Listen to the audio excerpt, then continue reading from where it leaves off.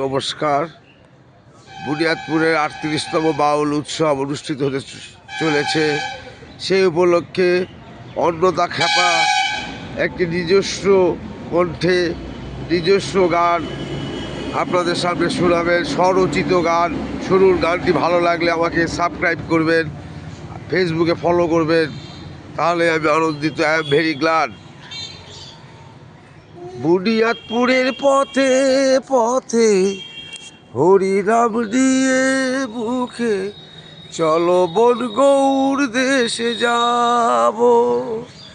আমি হরিনামে পাগল হব, ও আমি কৃষ্ণ নামে পাগল হব।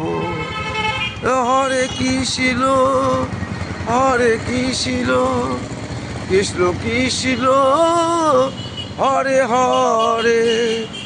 এই হরি নামে পাগল রানী মীরাবাই, এই হরি নামে পাগল অন্নদা গোসাই।